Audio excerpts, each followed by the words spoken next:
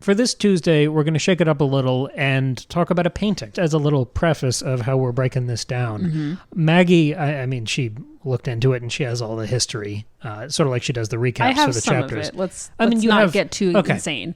I have no information. So I recognize this photo just because I've seen it around. I have some history with the image, but we have a print of it above our fireplace. Mm-hmm. I purposely didn't look up anything about it. I don't even know the title of it. That's hilarious. On purpose. I didn't want to know anything about it because You're approaching it. Yeah. No historical context. No. You just want the visual analysis. That's the ideas I man. Really like that, honestly, because I think we tend to get bogged down in, especially we try to psychoanalyze the artist. Like, well, what was he experiencing and feeling? What's he putting in? What's he trying? Like, I don't care about that. All of that is really, especially like, I don't get so much into the personal lives of the artists. I don't find that to be an interesting angle at all. Even if a lot of artists are engaging with their own thoughts, there's always something more going on. It's not just people being self-obsessed, but like, so that all of the historical context can be really helpful, and I'm gonna lay it out here. But I also think what's so wonderful about visual art and all art is that it is timeless and it can be consumed and appreciated in a vacuum without any historical context as well. You can do both. Yeah, the life cycle of art, it starts when the creator finishes with it. Mm-hmm. After that, it's sort of handed off and you lose control over it. Mm-hmm. So I don't really care what the intentions were. Yeah. I think something that has resonated for this long and meant so much to different people. Or even if we talk about something extremely obscure, who cares? Well, in many ways, this painting is kind of obscure. I'll get to it. I mean, it's not. It's Van Gogh. So can I reveal the title of the painting for you, Kim? Sure. It is Van Gogh's Head of a Skeleton with a Burning Cigarette from 1886. See, that's interesting. Yeah. Because part of my analysis was in how long it took me to see that the cigarette was burning. You didn't notice it immediately? Well, no. I mean, you see the end of it being bright. Yeah. But the smoke is very faint. Yeah, it's hazy. If I had seen the title, I think I would have checked for that first. Oh, that's totally fair. When I used to do debate with Tristan, occasional co-host, when we used to do debate together in high school, I am the reason we didn't win more because I never wanted to use evidence. I never wanted to use research. You only wanted to use logic. Or just ideas. Yeah. Or philosophy in general, but instead of research that other teams would use and reference like court reason precedents. Versus facts. Sure. Yeah. Yeah. Like we said, this is the head of a skeleton with a burning cigarette painted by Vincent Van Gogh, or Van Gogh, as the pretentious art people will say, in 1886. I'm going to say Van Gogh because that's how we colloquially know him as a society. Vinnie Van Gogh. Yes, Vinnie Van Gogh, the Italian artist. He was born in the Netherlands. So this was painted in 1886 while he was in art school in Antwerp in Belgium. Twerp. Yes, Antwerp. and for reference, Van Gogh was born in 1853. He started painting in the early 1880s and reached his, like, when you think of quintessential Van Gogh, I don't mean peak as a value judgment. I just mean our cultural understanding of his peak is like late 1880s. So this is right as he's starting to really get into painting. He was an art dealer for a while in his 20s. Cool. He really didn't start painting until his 30s, which is really interesting for us to think about our own lives. He became, genius in his 30s and not where we are now, which is cool. Sure. So there's still time for us both to become Van Goghs of our time, Kim. Van Gogh. Sorry. What really strikes me about this is this painting is only about 13 by 9 inches. It's not very big. Really? Like the print we have is much bigger than that. Really? Yeah, it's not very big because here's the thing. It's pretty much just like a study. Like it's beyond a study because it's a finished painting. Like it's not a sketch or anything, but it probably wasn't intended for any sort of like assignment or like submission, or he was just like, I'm just going to paint this skeleton. Like it feels very casual, which I think is really interesting. It feels more like one idea or expression than a fully rendered scene or painting that has a bunch of different stuff to it. I feel like there's a thesis to this piece. Sure. Oh, yeah. It's definitely like a thought out. I don't mean to say that it's not thought out, but it's... Yeah. No, I mean, it has focus. Yeah. I just think we tend to always think of, especially like in these big famous painters, we tend to think of all of their paintings as like these like finished, like perfect products of like, this is meant to be put on a museum wall, displayed in a salon, or submitted or commissioned for, like, sometimes it's just them fucking around. Like, it can still be thoughtful and a really good painting, but it's not always necessarily like for like broad, wide consumption. It's not necessarily meant to be a Mona Lisa. I think we tend to forget that, especially as time goes on and when it belongs to or is authored by a master. Even like Mona Lisa, it's the size of a postcard and he did it on a 2x4. Gotta say, not on a 2x4. I understand why the Mona Lisa is a big deal. It's not the best But painting I'm saying ever. of all of even his works, that's not the one that I would think, if you asked him, would be his museum-ready piece. No, he wouldn't be like, yeah, that's my masterpiece. Anyway, hilarious. But I think also let's talk just for a minute about where Van Gogh is working, like what's happening culturally in terms of the art world. No, he's not in Italy at all, Cameron. I don't think he ever went to Italy. Don't quote me on that. But Vinnie I don't think Van he ever Gogh? did. Yeah, he never went there. So he was born in the Netherlands. He went to school in Belgium, and then he spent some time in Paris, and that's where he met like Gauguin and other post-impressionists, and he got really into the avant-garde. When we classify artists and we give them like categories, it's a way for us to, Cam's being really mean and making a bitchy face at me right now. It's important to understand this. We as humans love categories, right? We love to classify things as impressionist, post-impressionist, Renaissance, medieval. Like we love to classify things to help us make sense of the past. Yeah. And it can be helpful to do that to recognize trends and stuff. But most of the time when you talk about these labels like post-impressionist, these artists aren't necessarily thinking of themselves as that at the time. And the choices that they're making aren't necessarily like I'm going to be a post-impressionist painter now. Like, that's not how they're thinking of it. And so Van Gogh, we classify him as post-impressionist, but that term is so broad because it's basically a reaction against the impressionist movement, which had just been and kind of still was happening, especially in France and in Paris. So, I mean, I don't want to get too into it, but, you know, for a long time, there's like one way to do good art. And that's like the Academy, like standardized, like it must look perfect and not like post-Renaissance, right? It's got to look naturalistic and it has to imitate nature. It has to be about big themes, about like biblical stuff, classical stuff, you know, royalty portraits and stuff. And then the Impressionists are like, we're just going to kind of float around and focus on what looks cool. But I feel a consciousness in this piece that he's very, very aware of that expectation. Yes, and I can get to that, right? Because so the Impressionists are not necessarily focused on naturalism. They're very interested in, as the name might suggest, painting an impression of something. So not necessarily what something actually looks like, you know, as a copy, but the impression you get when you look at a lake or water lilies or, you know, think about Monet or Renoir, right? The post-impressionists are kind of going against that because even though the impressionists aren't super into naturalism, they're trying to capture accurately light and color in a really like naturalistic way. And the post-impressionists are just like, nah, I'm going to go against that. And they're very much interested in like symbolic stuff and very like expressive work and emotional stuff, and more abstract qualities. So they're kind of going against even more so that like traditional academic style of painting. And you stop being classified as post-impressionist basically when you get to like the 20th century and cubism, et cetera, et cetera. So it's just kind of all that in-between stuff when we're starting to really venture into like more abstract work. But I always prefer that stuff because I find the evocative work that's less realistic, I always find that more accurate. Yes, exactly. Well, yeah, and Van Gogh's work is incredibly expressive, especially as he gets more into his style and the stuff that we recognize traditionally and easily as Van Gogh. Even somebody who doesn't have any background in art and art history can probably recognize a Van Gogh painting because it's such a distinctive style. It's very expressive. It's very emotional. It's very symbolic. And it is true to life. Like, it's not abstract. We would call it stylized, like, because it's still showing actual things like fruit or a landscape or a portrait, or in this case, a skeleton. But it's much more expressive and is stylized and like over dramatic compared to what is actually being seen in front of your eyes. It's not mundane. Yeah. It's not ordinary. In general, I was trying to think of a question that is simple but still provocative for a discussion like this. What did this piece make you feel? Oh. When you looked at it again for this purpose? I thought it was funny.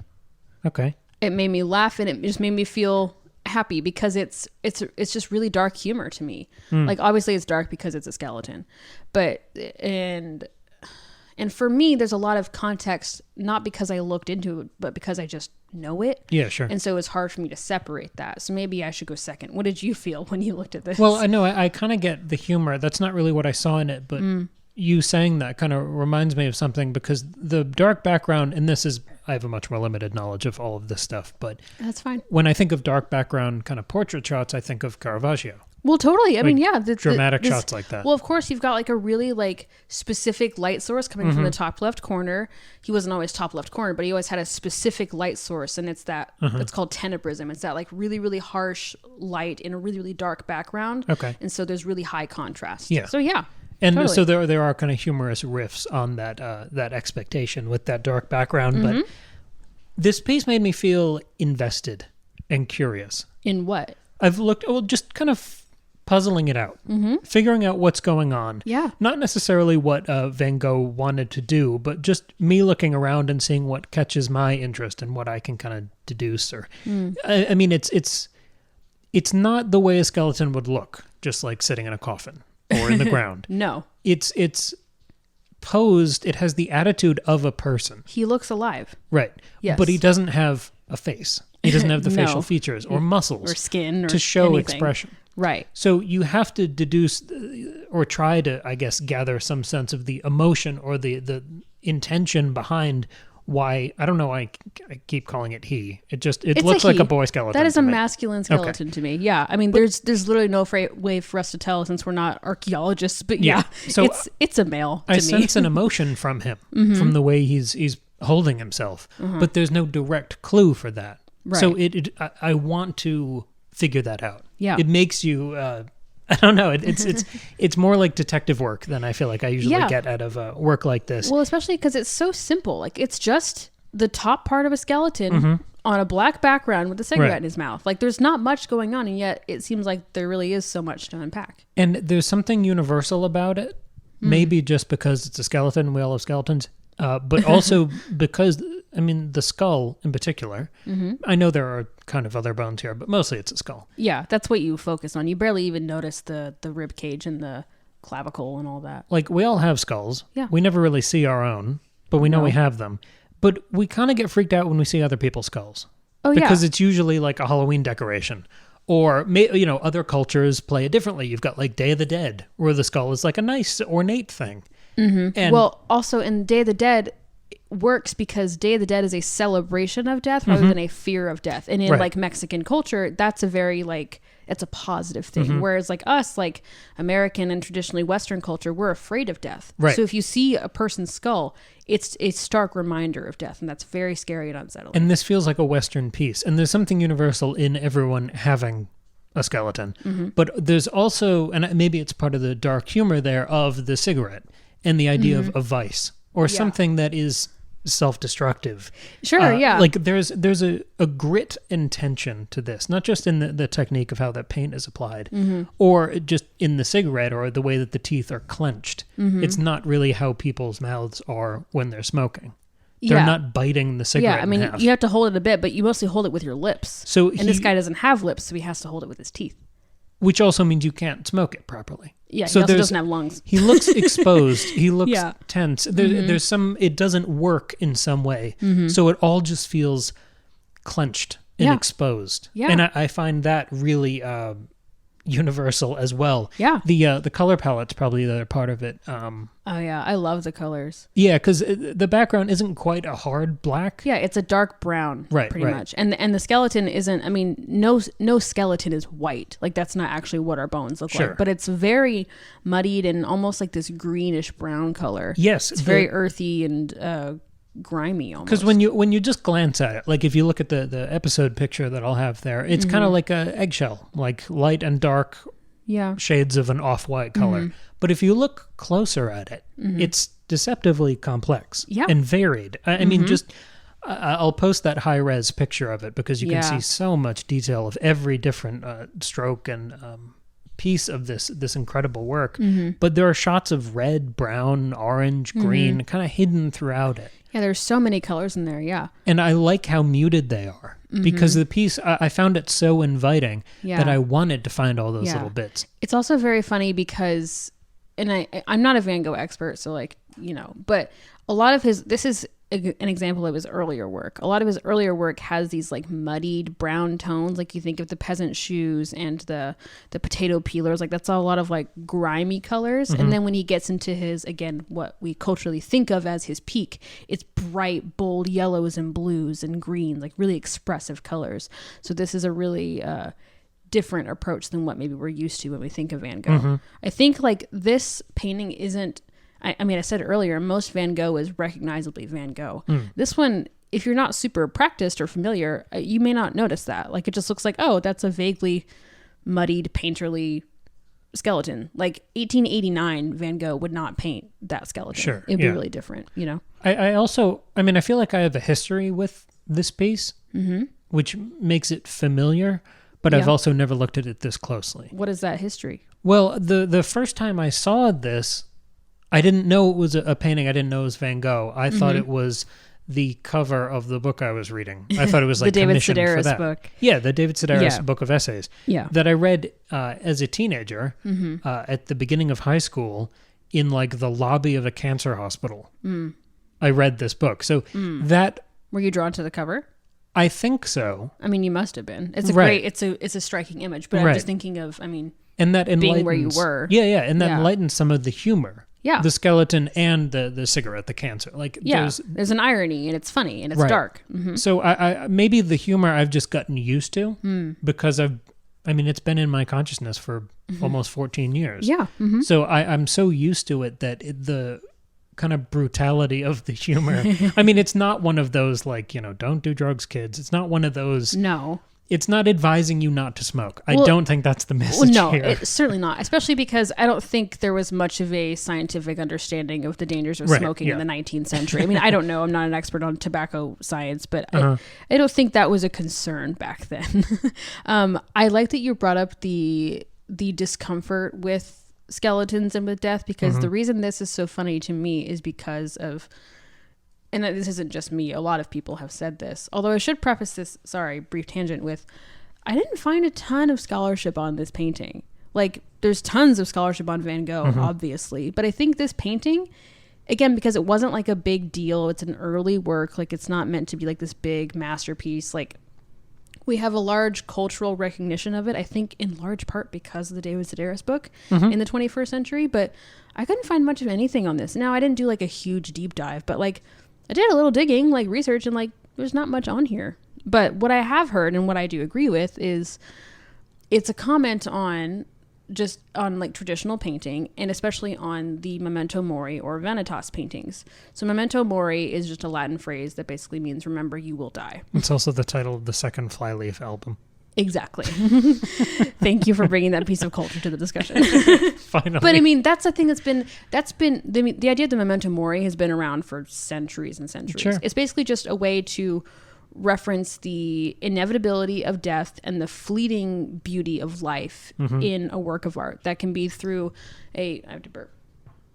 Sorry. That can be through a painting of a skull, or it can be in like a vase of flowers because the flowers will eventually die, or like an hourglass or a clock, or anything that's fleeting and isn't going to last. Sure. Yeah. And this type of painting, especially like in a still life form, was really popular in the Netherlands and the Low Countries, that area, in like the 16th and 17th centuries. Okay. So like pre-Van Gogh, but in his area. Sure. Like if you just Google memento mori, you'll see a million paintings of a skull and a vase of flowers and a clock. Like that's all it is. It's just, here's a beautiful still life of the fleetingness of life, and we're all gonna die. Too bad, right? But here it feels so funny to me because you see the skeleton, you immediately think of that, and it's like that dark background where like that's the focus of the like the subject is way up in focus. I don't know what I'm trying to say. But what's funny is that instead of him being an object like a skull on a desk, he's an active character. See, he's the subject. So this is no longer a still life, it's a portrait. It's a portrait of a skeleton, but he's dead. But he's smoking, which is an active living thing to do. But he's dead. Right. And so it feels very funny. And there's the way that he's smoking. His posture to me feels very like blasé. Yes, like exactly. He does not at all care that he's dead. Yeah. And he doesn't care that you're going to die. Yes. So it's like he's taking this serious idea of everybody's going to die one day, but he's treating it in such a blasé way. I think it's so funny to me. It was interesting looking at that photo, which I will link because it really gave me a lot of insight into this. I loved the way the paint was applied to the canvas here, because there's a streakiness to some of it where it makes it look like the bristles of the brush are thick and it's very painterly. Rough. Like you can see the brush strokes, which is like a thing that he's pulling from Impressionism. I love that. But kind of almost smoothing it out a bit and easing up on it just a bit. It almost looks like he did it while the paint was drying to give it like a dry brush sort of effect. Right. And like maybe that he did it quickly. Yes. Again, like the inevitability of the passage of time, things will not last, so it makes sense. There's something frantic about the way the paint is applied here, especially on those longer stretches of bone. And you can see that more in the neck and the shoulder area because there are kind of more unobstructed stretches of bone there. Yeah. There's a scratchiness to that. But he also looks like he's flicking the paint and kind of pulling it, dragging it. It gives the painting this like restless, desperate quality that I really loved. And you can also see like the action, like you can tell that it is a painting. It's not trying to hide. A lot of like traditional like pre-19th century art is like trying to hide and be like almost like photographic. Like you can't tell that it was painted. It looks like a real living thing, which is very cool in its own way. But he's rejecting that and is saying like, no, this is a painting. I want you to be able to see the process by which this image came to life. I think that's really fun too. So I have a bit of a theory. Okay. Are you okay if I go into that, or do you have anything before that? I've all my things I can say in any order. Okay, cool. Yeah. So I was trying to pay attention to process, which is fun because when I illustrate and do stuff on my iPad, there's a feature where you can see a time lapse of how every stroke was applied and how the image was sort of built. I love those. Those are so fun. Yeah, and I find value. Well, I don't really find value, and I think it's interesting as this little curio to show other people, like, look, I did work. But I don't find any artistic or I don't know, methodological value in looking back on like you don't learn from it. Nothing. You learn from the experience of having made the thing, but you don't learn from watching the time lapse. Yeah, but I was trying to figure out more of the process of how this was done, because obviously you can't replay it. You can't see how he constructed this. I mean, you could like do an X-ray and see some of the prep work, but you don't know if you like penciled underneath, and you don't know what was originally intended to be here. I'm saying you can say some of that with an X-ray, but it's still hard to. You can't. You're never going to get a full. Sorry to burst your bubble. You're never going to get a full picture. But you can kind of tell. There are. I mean, just from kind of what strokes, what colors are unobstructed, you can kind of tell what was applied first and later. And looking at those kind of layers of color, it seemed to me that the lighter colors were applied later. And as an example, on top, if you look at the teeth, the paint there, it's brighter, it's white. I mean, it could almost be applied with a little palette knife. It's, again, just like scraped on top of the layer of more complicated color underneath. It looks thicker. The texture of the paint is less visible. It looks fuller. It doesn't look like that kind of etching phase of getting the contours of everything underneath, like an underpainting kind of thing. It's gloopy. The paint looks like it was kind of dripped across the canvas, almost like marrow, like bone marrow. It has a very different character to me than the darker colors. Well, I feel like you can really see that as well in the back of the skull, like especially those pretty sharp highlights. Like I can visualize his brush and like it's just boop right on top. Yes, and that's exactly what I was going to get to, because if this application timing theory is correct, then the top left part of the skull looks kind of strange to me. Because there's almost this halo effect. If you look at it, it's softly blurred into the background. Yeah, because around on the other sides, it's like a clear line between skull and background. Yeah, I mean, it's much more blurred. I wonder if that's because the light source is coming from the left. Well, I have some theories. Okay, so the rest of the skeleton has those harsher outlines there. So why is this part different? The first idea, I agree, is possibly because it's closer to that light source. Yeah.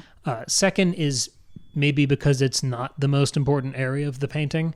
It was done with like a looser focus. Yeah, again, he's not necessarily submitting this for a salon or any kind of display. So he would spend more time on the areas that interested him more. If this was more just a curiosity for himself. A little thought experiment, But also this area that looks maybe the least rendered of the whole skeleton, this top left hand part of the skull, for some reason, and I'm trying to figure this out why, this part feels most connected to the cigarette and the smoking for me. And I have a couple, I'm trying to figure that out. I mean, there's definitely like a clear, like invisible line, like there's a diagonal line across from the I mean, it looks almost like a corner of the top left of the skull. Sure. Directly down to the end of the cigarette. So there's like a nice line for your eye to follow. So, and if you look at the tip of the cigarette, it's almost the other brightest part of the painting. Well, yeah, totally. It's almost the furthest from the light source. It is, especially that's the darkest corner of the painting. Yeah. Mm-hmm. Uh-huh. And if you look at the barrel of the cigarette, it's almost the closest to a pure white color that we get here. Everything else is kind of that muddied, ugly, dark yellow. The cigarette is whiter than the skeleton or the teeth. Yeah. Which, if you look at how commanding the light source is over the structure of this painting, it looks almost like pure light. The cigarette would be the closest to pure light, even though it's almost fully in darkness, to the point that we can't see part of the sort of shaft of the cigarette there. Yeah. But the most telling part here, I think, is that the cigarette fades out.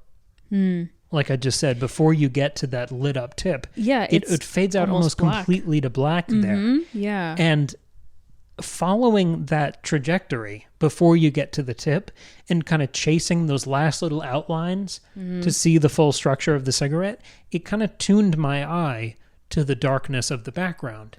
And that was the moment, chasing this thing of trying to figure out the top left hand and then trying to figure out the whiteness of the cigarette. Once I was so tuned into the darkness as it kind of vanished into the background, that's when I noticed the smoke.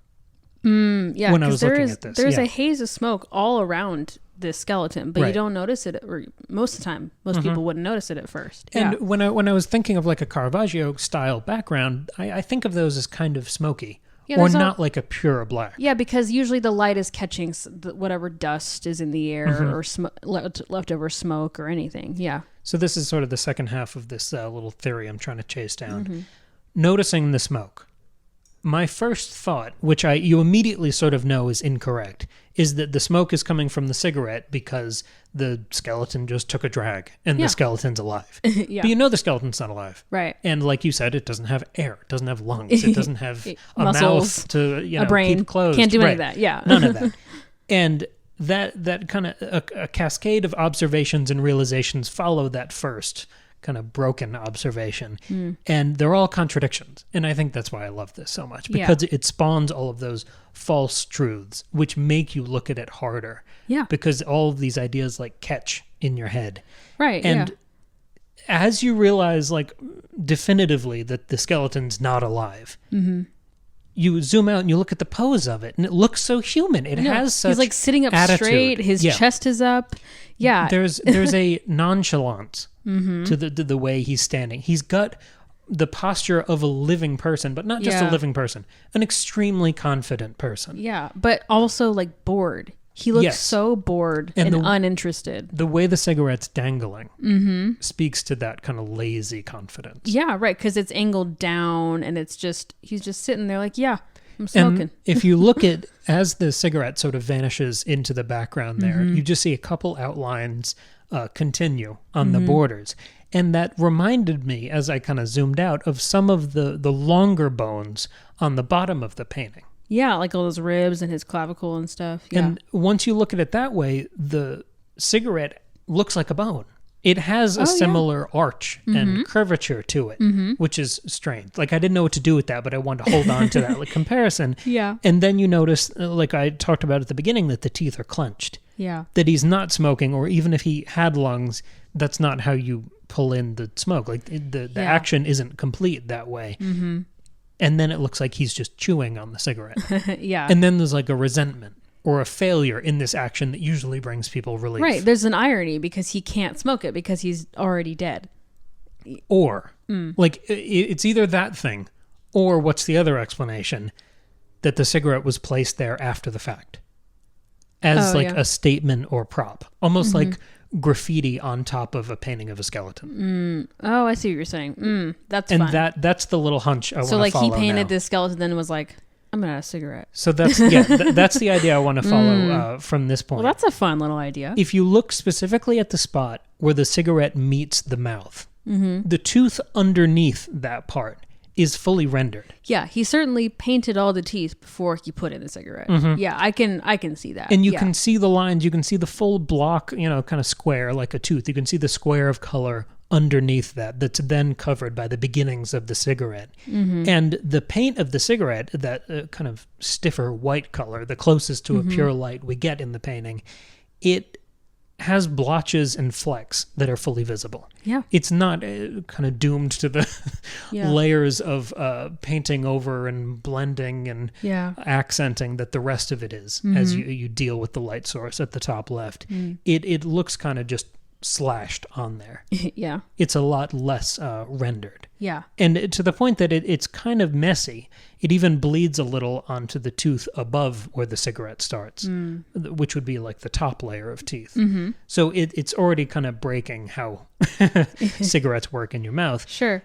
And if the cigarette is painted afterwards, again, like sort of graffiti, then the whole painting becomes something sort of profane or ironic. And this is maybe the closest I got to understanding your dark humor point, because it started to feel like it was defacing this portrait of anatomy. And even I know, without the history you have, that anatomy, it's not even highly respected. It's demanded in respectable art. It's essential. Yeah, Yes. I should have mentioned earlier, like, again, in traditional art school of that time, artists would study like live models to do like studies, but they would also literally study dead bodies to have a full understanding of anatomy, because the belief was you cannot paint a human body accurately if you do not understand the anatomy underneath of it. So that was incredibly important for traditional instruction of art. An understanding or a tight grasp of form and accuracy to that form. Yeah. And that's not just something for high art to aspire to. I mean, maybe the lowest, least respected art form we have today is comic books. And there's still a demand of anatomical perfection in those, or you're deemed like, oh, this is lazy baby art. Yeah. This is just a doodling. Yeah. If you don't have that now, when you, like, Superman has to have muscles that don't exist, you know, like that kind of thing. Yeah. Well, I mean, he seems to have, what's so funny about this, he has a clear mastery of anatomy. Yes. He knows exactly what he's doing. He's not just being like, yeah, that's what a skeleton looks like. Like, it's not fully naturalistic, but he understands what a skeleton looks like. Yes. And this is the part where I think it does start to feel like a work of irony, because to almost appease those annoying people, and it's crazy that those annoying people have survived centuries, that we have those same stupid expectations and demands of art for it to be genuine. Yeah, and remember, it has to be accurate. He was in art school when he did this. I think that's one piece of information that we can't ignore. So it's almost like a really sarcastic, disrespectful way of appeasing or placating those people and their expectations by obeying the rule of anatomical accuracy to such a point, like even more than anyone else does, because look, I took away the muscles and the blood and now it's just the bone, so see, it's exactly perfect. Like this is the height of anatomy. Everything's there that you want, but then he made it a living subject and added a cigarette. So you do it perfectly to their expectations, then you flip them the bird, then you twist the knife, and in that moment I think I understood more what was going on. Like you said, there is a mastery of technique, but at the exact same time, and layered on top of that, a total disregard for technique and those expectations. This is not an amateur riffing. And as an amateur who riffs, no, it's not. This is a trained artist consciously breaking the rules. Yeah, it's not a student trying to paint a skeleton for the first time. No. He knows exactly what he's doing, and he's being very funny, perhaps just for his own amusement. Maybe he's not making a big social commentary, but it seems to be what was going on in his mind, and that's very fun for us to think about. He's doing it all correctly. If you look at the technique and the way the paint is applied, like we talked about it before, he's doing it his way, and then he's riffing on top of it. Yeah. So he's I think there is a respect for the anatomy there, because he is taking such pain to render it in a proper way. I do feel like he's building on the shoulders of giants there. Yeah, there is a respect for that. And it's just like he's like, I know what I'm doing. Like, I have the understanding of what I'm supposed to understand. And just with this tiny, almost careless little fleck, he transforms it into a statement or a commentary. Yeah. And zooming out to try to understand that, like, what is this? Who is this? What does he think? What is the one thought anchoring this piece that he did for himself while in art school? And for me, the skeleton is alive. And I think the smoke is Van Gogh's breath. I think that's his influence kind of curling through the art world. And the piece is then a self-portrait or a mission statement. Yeah. Like, look at me. The man did a lot of self-portraits. Yeah. Exactly. Like, look at me. I'm here. I'm dead, and I'm still more alive and relevant than you are. Yeah. Oh, yeah. That's very fun. Which is perfect now that he actually is dead. You know what I'm saying? Yeah. There's such, and then all that passion and tension that I saw in the way it was rendered becomes that like twist the knife, flip the bird kind of moment. Like he has a clear understanding of the artistic cultural roots of himself and where he is in history, right? Like this like understanding of like the Dutch still lifes and vanitas and the techniques that he's learning in art school, but he's just kind of just playing with it. And I love that you pointed out how fleeting and almost like ghost-like that cigarette looks, because again, the vanitas painting, the Memento Mori, is about the fleeting beauty of living things. And even like, I think on one hand you can argue that yes, this skeleton is alive in this painting, but on the other hand, technically, the only thing that's alive or has any sort of life or movement or action to it is the cigarette, because it's on fire. It's the tiny little flame that's in that cigarette, but even that is incredibly fleeting because cigarettes don't last very long. The smoke is a demonstration of that. The more smoke in the air there is, the less cigarette there is left. And the way it's painted is so fleeting and like it's going to go away. But you can't stop looking at those eyes and the lazy confidence, the like timeless, deathless nonchalance of his look there. Because he doesn't care that the cigarette is not going to last, because he's already dead. Exactly. He can't enjoy the cigarette anyway because he's already dead. It's really fantastic. Hilarious. It's so much fun. I love that it's in our home. I think it's a great painting.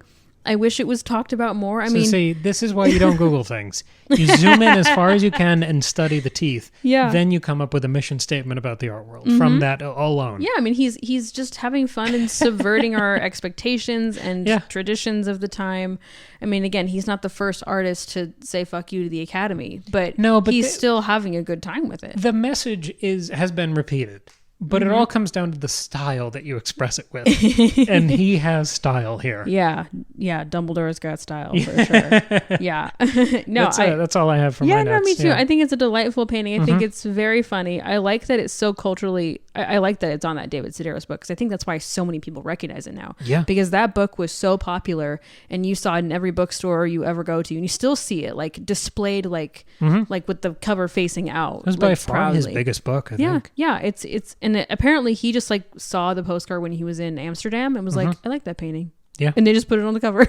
Like it was pretty I don't know how much more thought went into it than that. That's kind of all I was able to tell. But anyway, it's a delight. It's fun. This was fun. He's our mascot now. Yeah, I liked talking about a painting. Well, it helped us too that we're literally looking at the one that's in our above our fireplace while we're doing this. I think next time we do this, we'll have to just get another print of whatever we're talking about. Or just walk through a museum. Yeah. Holding a laptop podcast. And people love that the whole so setup. Much. That's not obnoxious at all. Touching people the paintings. That. Oh yeah. Stroking them with the microphone. Yeah. Maybe scraping off some of the paint to take home.